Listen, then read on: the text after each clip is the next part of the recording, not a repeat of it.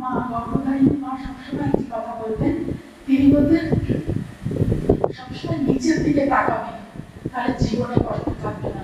নিচের দিকে তাকাবি মানে আমার থেকে কষ্টে কে বেশি আছে সেটা যখনই তুই ভাববি, তোর কিন্তু তোর কষ্টটা কষ্ট বলে মনে হবে না।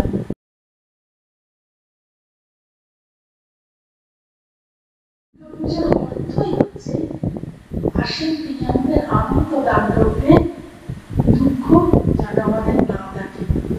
এই যে আপনারা গীতার সবই পড়েন, সেখানে আছে না, তুমি তোমার বন্ধু, তুমি তোমার শত্রু। তুমি তোমার বন্ধু কখন?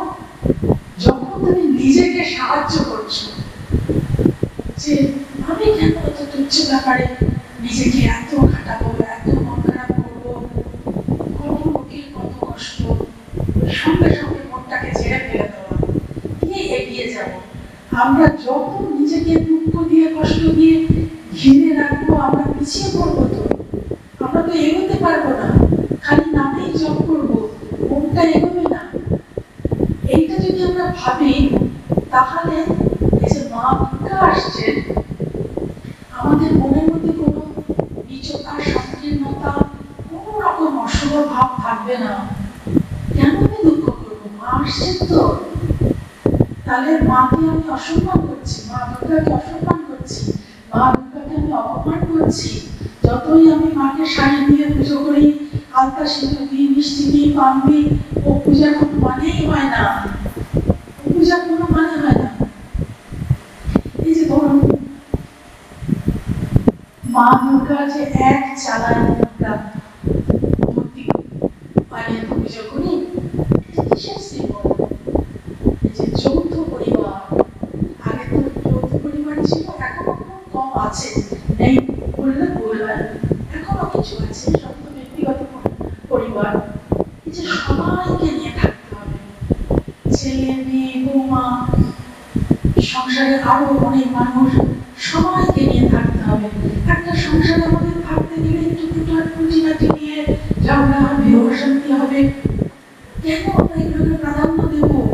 আমাদের বড় হচ্ছে আমাদের পারস্পরিক ভ্রাতৃত্ববোধ, আমাদের ভালোবাসা, আমাদের প্রীতি, সৌহার্দ্য।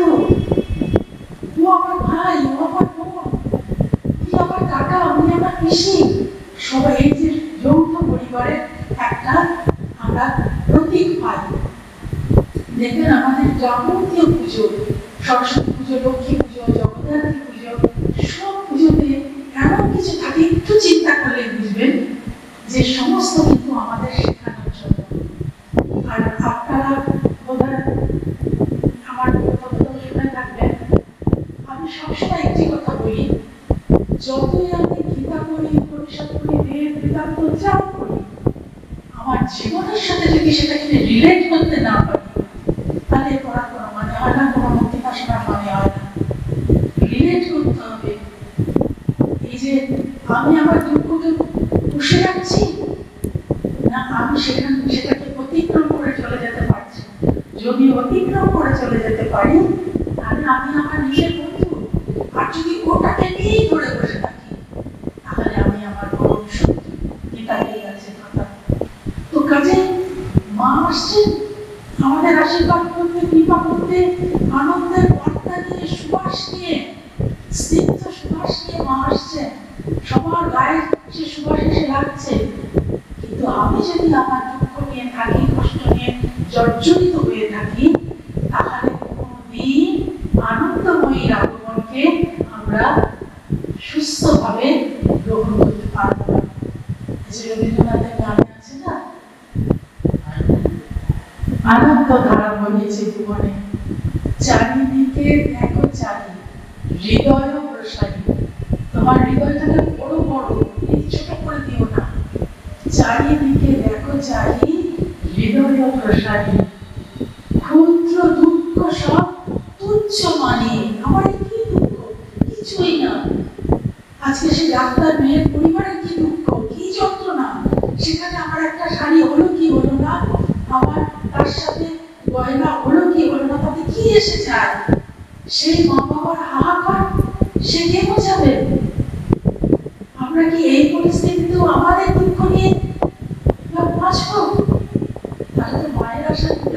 যাবে।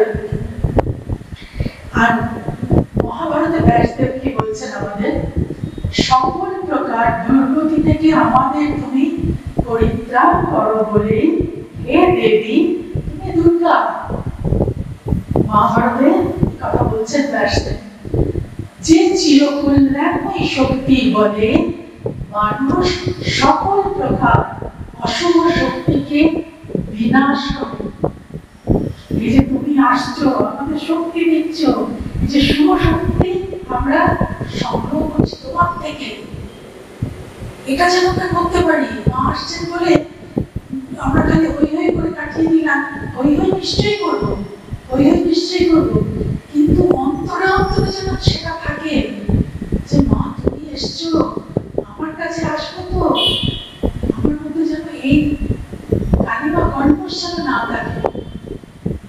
মানুষ সকল প্রকার অশুভ শক্তিকে বিনাশ করে, শুভ শক্তি উদ্বোধন ঘটাতে পারে এবং সমাজের কল্যাণ সাধন করতে পারে। এই জন্যই তুমি আসো, আমার কথা না। ব্যাসদেব মহারাজ বলছেন যে এটাই আমাদের উদ্দেশ্য। আনন্দময়ীকে আমরা যে বরণ করে নিই, শুধু গুলো দিয়ে ফল দিয়ে বরণ করছি, সেটাই আসল কথা না। আমার অন্তরে কি আমি বরণ করে নিতে পারছি, সেইটা আমাদের সবসময় খেয়াল রাখতে হবে। পুজোর সময় না আমরা এত আনুষঙ্গিক কথা, এটা ওটা সেটা একসাথে লাইন দিয়ে প্রত্যেকদিন খাবো, রান্না করতে কিছু, এগুলোই কিন্তু আমাদের ভীষণ ইম্পর্টেন্ট হয়ে যায়। কিন্তু আমাদের আসল হচ্ছে তাকে যেন আমরা হৃদয়ে বরণ করে নিতে পারি, প্রতি মুহূর্তে যেন বলতে পারি আনন্দময়ী মাগো তুমি আমাকে একদম নির্মল করো, পবিত্র করো, তোমাকে যেন আমি বসার মতো জায়গা দিতে পারি আমার অন্তরে। যদি একদম ময়লা থাকে তাহলে তুমি কোথায় বসবে মা, তুমি আমাকে সাহায্য করো। এটা যেটা বললো ব্যাসদেব মহারাজের। আর স্বামী গম্ভীরানন্দজি খুব সুন্দর একটি বলছেন, এই যুগে তিনি বলছেন সারদা দেবীর কথা, মা দুর্গার 4 দিনের জন্য আসেন। গম্ভীরানন্দজি বলছেন এই যুগে শক্তির অবতার, মা দুর্গার অবতার শ্রীমা, এই যুগে শক্তির অবতার অন্তঃশত্রুর বিজয়ে। আমাদের ভেতরে যে শত্রুগুলো আছে সেইগুলোকে যদি আমরা হত্যা করতে পারি, ওই ত্রিশূল দিয়ে হত্যা করতে পারি, তাহলেই আমাদের জয়, প্রকৃত জয় সেখানে, বিজয় উল্লাস সেখানে। আমি নিজেকে কতটা পরিবর্তন করতে পারলাম, আমি কালকে যাচ্ছিলাম, আজকে আমি কালকের থেকে কতটা উন্নত হলাম, প্রতিদিন আমাদের এই প্রশ্ন করতে হবে নিজের কাছে। না হলে ছোটখাটো ব্যাপারে আমরা ওই তর্ক, কথা কাটাকাটি, নানান রকম অশান্তিতে জড়িয়ে পড়ব। অশান্তিতে যদি জড়িয়ে পড়ি তাহলে আমরা কিন্তু কোনোদিন আনন্দে থাকতে পারবো না। স্বামী গম্ভীরানন্দজি বলছেন বিজয় দুভাবে হতে পারে। এটা তো বিজয়, আমি যদি নিজের শত্রুগুলোকে ত্রিশূল দিয়ে মেরে মেরে প্রতি, এটা দিয়ে কিন্তু সচেতন ভাবে মারতে হবে। সচেতন ভাবে প্রত্যেকটা মুহূর্তে আমাকে সচেতন থাকতে হবে যে আমি কি করছি, আমি আমার কথা দিয়ে কাউকে আঘাত করছি, আমার মনে যে অশুভ ভাবনা তাই নিয়ে আমি কারো ক্ষতি করছি। এইটা সবসময় সচেতন ভাবে কোন থেকে বেরিয়ে আসতে হবে। উনি বলছেন এই বিজয়টা দুভাবে হয়। গম্ভীরানন্দজি মহারাজ বলছেন দুভাবে হয়। একটা হচ্ছে ক্ষমতার প্রয়োগ, আমার খুব শক্তি আছে, আমার জনবল আছে, আমার নানান রকম ব্যাপার আছে, আমার বড় বড় মানুষের সাথে খুব জানাশোনা ওঠা বসা আছে, তাদের বলে বলে এই আমার শত্রু, এই আমার ক্ষতি করে এই আমি ধ্বংস করব। এটাতে মনে মনে খুব খুশি হলাম, বিজয় প্রাপ্তি হতো আমার। এটা ঠিক না, কিন্তু সাধারণ মানুষ তো না, আমরা কিন্তু এগুলোতে দেখে নেব তুমি জানো না আমার হাত কত লম্বা, আমরা সবসময় আমার হাত কত লম্বা, আমার কত ক্ষমতা, আমার কত শক্তি, কত বড় বড় লোকের সাথে আমার ওঠা বসা, সেইটাকে সেই ক্ষমতাটাকে ব্যবহার করে আমি খুব খুশি হই, খুব আনন্দ হয় আমার। না, বলছেন এটা খুব নিম্ন স্তরের বিজয়। এই বিজয় হয়তো তাৎক্ষণিক আনন্দ হয়েছে, বেশ হয়েছে, আমার সাথে তুমি লাগতে এসেছিলে। জীবনে মানুষ খুশি থাকতে পারবে না, আনন্দে থাকতে পারবে না। তাহলে কোনটা সর্বশ্রেষ্ঠ আনন্দ, কোনটা বিজয় তোমার, কোনটা হবে? তিনি বলছেন তোমার মধ্যে তো অনেক ভালো গুণ আছে, সব গুণ রাশি। মহারাজের কথা, সব গুণ রাশির দ্বারা চিত্তকে আকর্ষণ করো, তার চিত্ত সে তোমার শত্রু।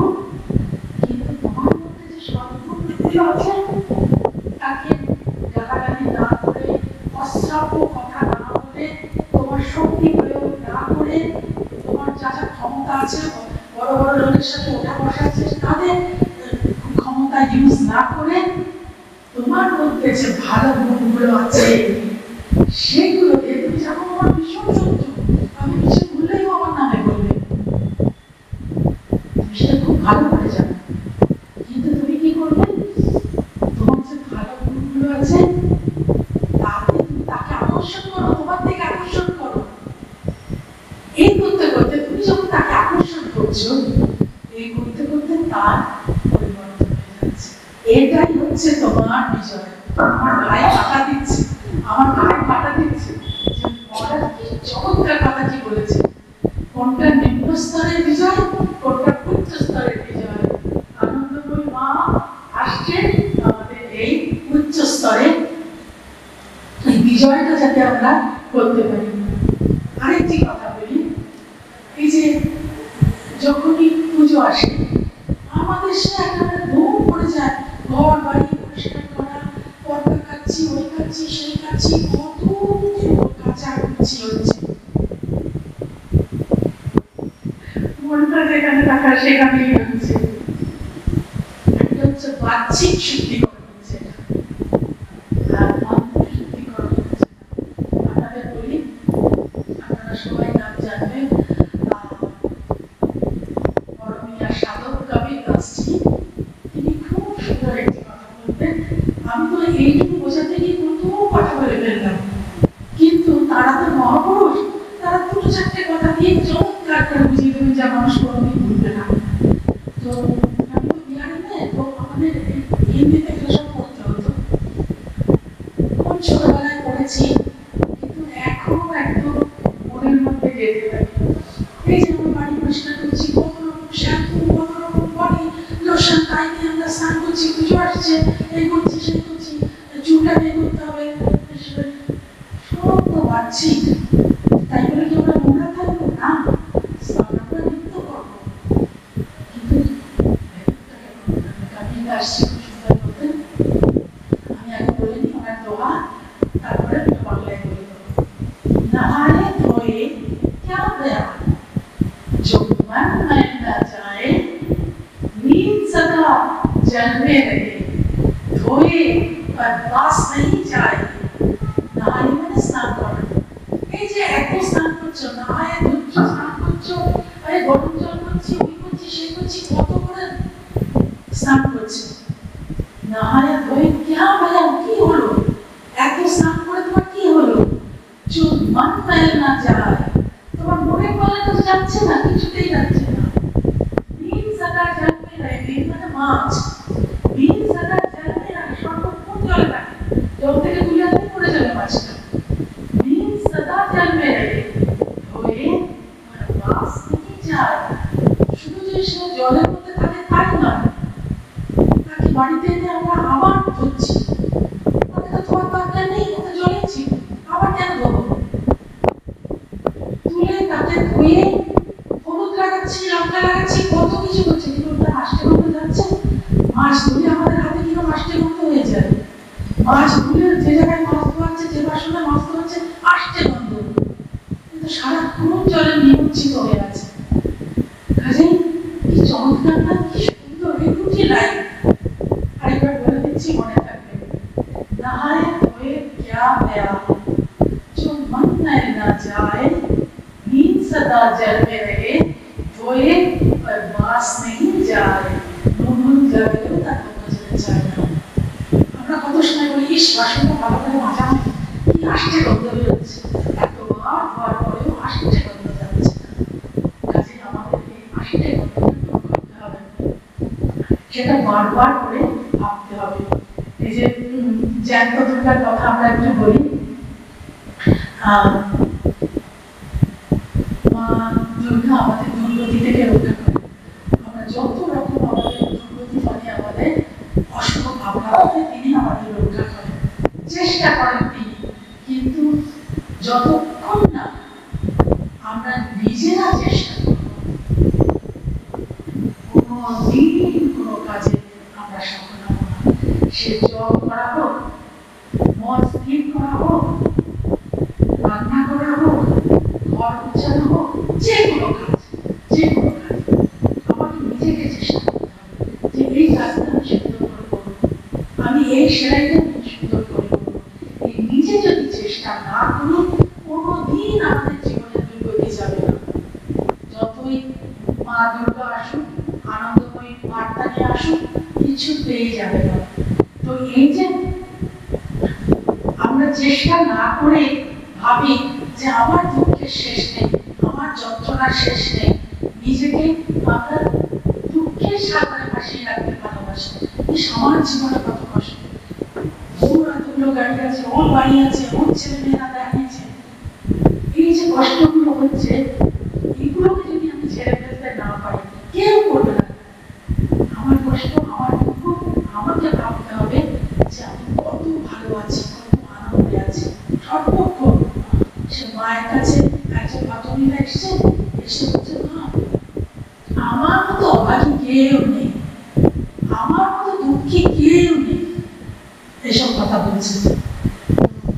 স্বামী চলে গেছেন না, তো এই পৃথিবীতে তো সব মানুষ বেঁচে থাকবে না, কাউকে আগে কাউকে মরে তো যেতেই হবে, তাহলে আমাকে তো সেটা বুঝে মানিয়ে নিতে হবে।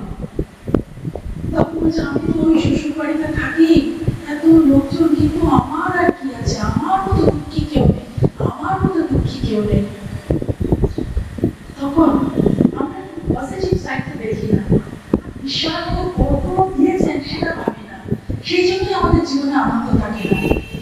তখন মা সব শুনছেন, তোমার শ্বশুর বাড়িতে কে কে আছে? তখন সেই মহিলা বলছেন আমার শ্বশুর বাড়িতে অনেকে আছে, এই আমার ভাসুর আছে, দেওয়ার আছে, যা আছে, অনেক লোক, যৌথ পরিবার, মা অনেক লোক আছে। তখন মা বলছেন তোমার শ্বশুর বাড়িতে কজন ঠাকুরের নাম পেয়েছে? তখন সে ভদ্রমহিলা বলছেন কেউ পাইনি। মা বলছেন কেউ পাইনি, একজন পাইনি, এত লোক তোমার পরিবারে? না না সত্যি কেউ পাইনি। মা বলছেন শুধু তুমি একলা পেয়েছো? হ্যাঁ না শুধু আমি একলা পেয়েছি, আর কেউ পাইনি। মা বলছেন তারপরেও তুমি বলছো তোমার মতো দুঃখী কেউ নেই, তোমার মতো অভাগী কেউ নেই, ঠাকুরের নাম পেয়েছো? এই দেখুন কত বড় শিক্ষা আমাদের জীবনে। এই যে কত ভালো হয় সেটা আমরা ভুলে যাই, যে মা ঠাকুর কৃপা করে আমাদের দিচ্ছেন, সেগুলো আমরা কাউন্ট করি না, সেগুলো কাউন্ট করি না। মনে হয় তো এমনি পেয়েছি, মায়ের কাছে গেছিলাম, মা দিয়েছেন।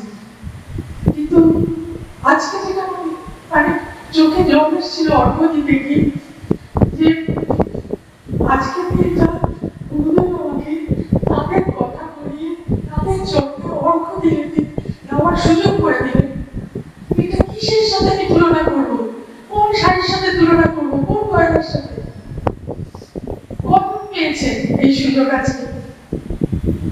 এটা যদি আমরা ভাবি যে মায়ের ছোট ছোট কথা, তাহলে আমাদের জীবনে কোনো দুঃখ থাকবে না, আমরা মাকে ধরে থাকবো, আমাদের কোনো কষ্ট থাকবে না।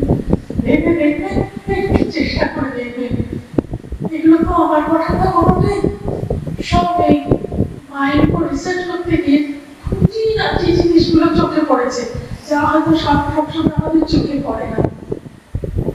এবার বলি জ্যান্ত দুর্গার কথা। স্বামীজি বলছেন জয়ন্ত দুর্গা সবাই জানেন মা শক্তির অবতার। মা নিজে বলেছেন আমি দুর্গা, আমি জগদ্ধাত্রী, আমি লক্ষ্মী, আমি সরস্বতী। মা নিজে মুখে সব বলেছেন, আর কেউ বলে দিচ্ছে না। মা যখন যার করে কৃপা করছে, মায়ের দাসীর কাছে কৃপা করে মা সব বলছেন।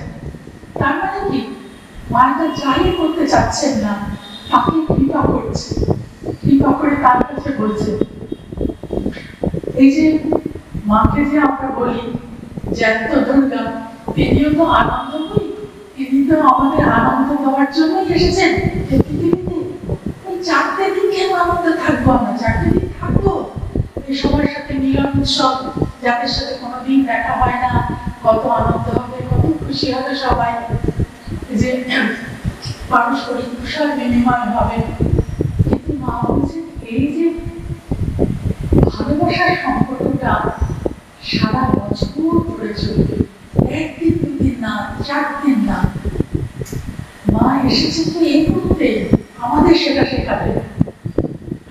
এই যে আমরা বাংলার এই যে আগমনী সঙ্গীত, আপনি দেখবেন বাউলরা সব আগমনী সঙ্গীত গাইছে, বাংলার যে মঙ্গল কাব্য, শাক্ত পদাবলী, সব জায়গায় দেখবেন এই যে মা দুর্গার 3টি রূপ আমরা দেখি। গানগুলো একটু চিন্তা করলেই তার মধ্যে পাওয়া যাবে।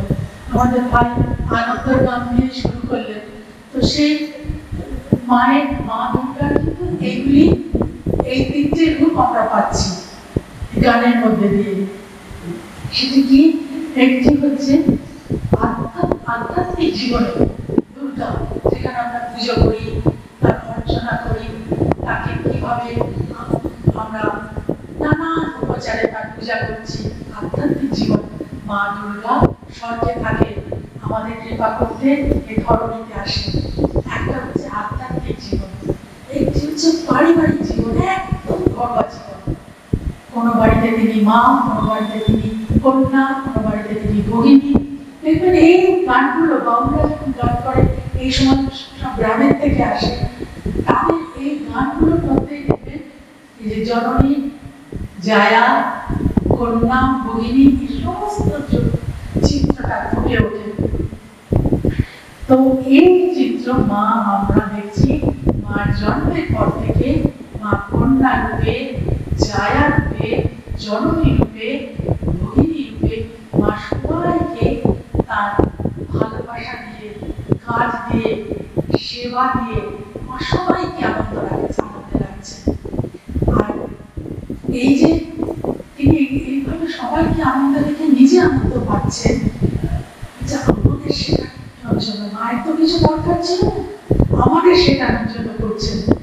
আর এই যে যৌথ পরিবারের কথা বলছি, যে এক পরিবারে থাকলে দেখবেন একটু খুঁটিনাটি লাগে। আমি যখন প্রত্যান্তরিত হয়ে বাড়িতে এলাম, তখন আমার বিবাহের পূর্বে এক বৃদ্ধা আমাকে বলেছিলেন, শোন তুই তো শ্বশুর বাড়ি যাবি, তুই একটা জিনিস মনে রাখবি, জানিস তো আমি আমার অভিজ্ঞতা থেকে তোকে বলছি, বড় সংসার না, 1 চামচ হরলিক্স আর 1 টুকরো মাছ নিয়ে এমন কোলাহল হয় যে হাঁড়ি সব আলাদা হয়ে যায়। এইটা মাথায় রাখিস সারা জীবন। এটা মানে কি? 1 চামচ হরলিক্স আর একটা মাছের টুকরো মানে কি? যে অতি তুচ্ছাতি তুচ্ছ কারণ, যে আমাকে 1 চামচ কম দিল, আমার মাছটা বড় না দিয়ে ও বড় মাছটা দিল, আমাকে ছোট মাছটা দিল। আরে ঈশ্বর আমাকে 1 মুঠো ভাত দিয়েছে, একটা ছোট মাছ হলেও আমাকে দিয়েছে। আমার কপালে আজকে এটার জন্য লেখা ছিল, কেন আমি ওর সাথে এটাকে কর্ম করব? এই যে আমাদের স্বার্থপরতা, আমাদের ঈর্ষা, হিংসা, এগুলো না আমাদের আনন্দ থেকে সরিয়ে দেয়। আবার দেখুন যৌথ পরিবারে থেকে হয়তো সবাই মিলে ঝগড়াঝাটি হচ্ছে, কলহ হচ্ছে, কোনো একটা কারণে, সামান্য কারণে বাড়তে বাড়তে বাড়তে এটা বেড়ে যাচ্ছে। আবার দেখুন বিকালবেলা সবাই মুড়ি চানাচুর দেখে গোল হয়ে বসে হাসছে, ও এ করছে। তার মানে কি? ওটা ভুলে গেছে সব। এই যে দুপুরবেলা একটু ঘুমিয়ে টুমিয়ে নিয়ে ওইগুলো সব ভুলে গেছে। সব কাঁসার থালা একজন কাঁচা পেঁয়াজ দেখে দেখে সবাই খাচ্ছে, চা খাচ্ছে, আদা দিয়ে চা বানিয়ে খাচ্ছে। ওইটা আমাদের জীবনে আনতে হবে প্রতিদিন। আর আমরা তো কেউ 19-20 বছরের মানুষ না। আমি দাদাদের কথা বলছি, দিদিদের কথা বলছি, কেউ তো আমরা ছোট কি নেই। তো এটা তো আমাকে খুব সচেতন ভাবে, বিশেষভাবে জোর দিয়ে করতে হবে যে কেন একটু সামান্য জিনিস নিয়ে আমাদের মধ্যে দুঃখ, অশান্তি, ঝঞ্ঝাট থাকে। এই যে আমরা আরেকটা জিনিস দেখি, একচালা ঠাকুর তৈরি হয়েছে, কত বড় পরিবার আমাদের, যৌথ পরিবার। শুধু যে আমরা মা দুর্গাকে দেখছি যে Kartik, Ganesh, Lakshmi, Saraswati, head of the family Shiva তার নিয়ে আছেন, তা কিন্তু নয়। সেখানে কি আছে? সিংহ আছে, হাতি আছে, ছোট্ট একটা ইঁদুর আছে, পেঁচা আছে, ময়ূর আছে, বনস্পতি আছে, কলাগুলো আপনি দেখেছেন কত রকম গাছের ডালপালা দিয়ে বাঁধা হয়। এর মানে কি? কাউকে তুচ্ছ করো না, সবাইকে নিয়ে তোমার চলতে হবে, তবেই তোমার আনন্দ। গাছপালা, পশু পাখি সবাইকে নিয়ে তোমাকে চলতে হবে। এই যে শ্রীরামচন্দ্র যখন লঙ্কায় যাচ্ছেন, সীতা মাইকে উদ্ধার করতে যাবে, তিনি কাদের সাহায্য নিলেন? হনুমান, মাধব, কাঠবিড়ালি, ছোট্ট একটা জীব কাঠবিড়ালি। তো উনি ওই রকম অবতার, ওই রকম শক্তিধর, তাকে কিনা একটা কাঠবিড়ালিরও সাহায্য নিতে হলো। এটা কি শিক্ষা দেয় আমাদের? প্রত্যেকটি ঘটনা দেখবেন আমাদের কিছু না কিছু বলে যাচ্ছে যে তুমি ছোট বলে ওকে তুমি তুচ্ছ করো না। কিন্তু সবাই পৃথিবীতে এসছে, তার প্রত্যেকে নিজস্ব জায়গা আছে, তাকে তুমি মর্যাদা দিও। মা যে গঙ্গারাম মায়ের টিয়া ছিল, মা সবসময় যাই বাবা করছে, গঙ্গারাম ডাকাডাকি করলো করছে মাকে, খাবে প্রসাদ চেয়ে, মা যাই বাবা করে দিয়ে প্রসাদ দিয়েছে। এই গঙ্গারামকে মা এত যত্ন করেছেন, মায়ের বাড়ির যে গরু আছে, যে বিড়াল আছে, সবাইকে। গঙ্গারাম যখন চলে যায়, মা তাকে গেরুয়া কাপড় পরে দিয়েছিলেন। কতখানি সম্মান একটা টিয়া পাখি, তাকে মা এত সম্মান। মানে হচ্ছে এই সম্মানটা করতে হবে। তুমি যদি আনন্দে থাকতে চাও, তুচ্ছ থেকে তুচ্ছ ব্যাপারে তুমি মনে করবে আমার কাছে যেন কেউ অপমানিত না হয়, কেউ অসম্মানিত না হয়। আমরা ঠাকুরের সন্তান, আমরা মায়ের সন্তান। আমাদের দেখে লোকে বুঝবে আমরা কার সন্তান। আমাদের ব্যবহার কেন এরকম হবে? আমরা কেন মানুষকে অসম্মান করবো? ও তুচ্ছ, ছাড়তো কথা